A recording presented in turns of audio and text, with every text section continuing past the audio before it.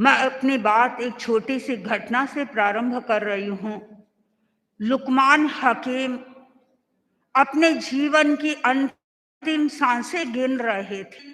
कुछ शिक्षा देना चाहता हूँ। उसने कहा, तुम जाओ और धूप दान लेके कहा, तुम जाओ और कोयला लेकर के आओ। पुत्र कोयला लेकर के आ गया। लुकमान ने अपने पुत्र के एक हाथ में चंदन धूप दान से निकालकर चंदन थमा दिया और दूसरे हाथ में कोयला थमा दिया।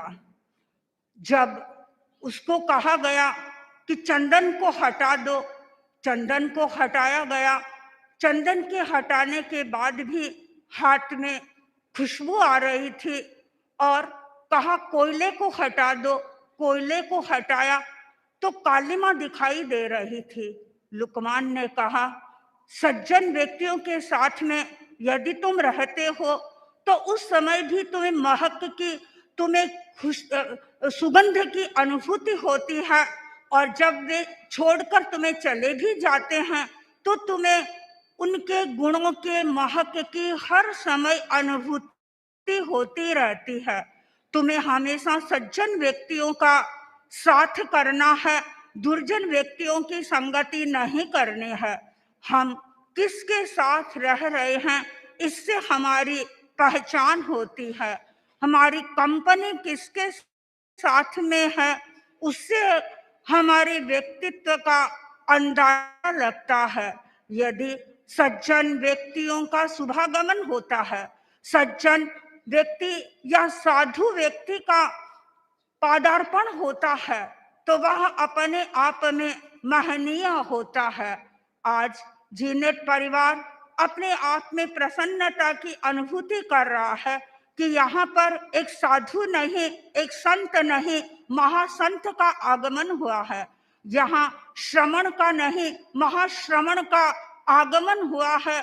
और सचमुच में वे व्यक्ति धन्य होते हैं जिसे ऐसे गुरु प्राप्त होते हैं, जिन्हें ऐसे गुरु के दर्शन का अवसर उपलब्ध है।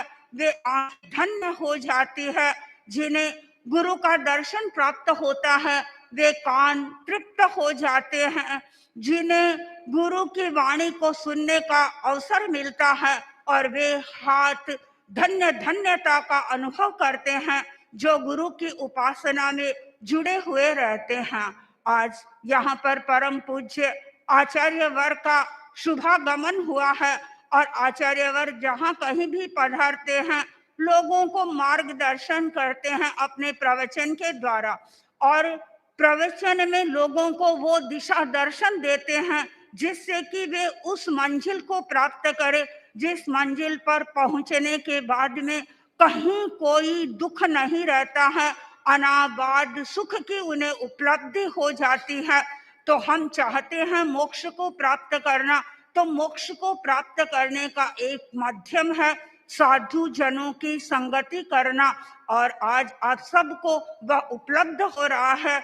आप आचार्य वर के प्रवचन को सुनेंगे और सुन करके अनुभव करेंगे कि किस प्रकार हम भी अपने दुखों को दूर करें और अनाबाद सुख को प्राप्त करें। ओम।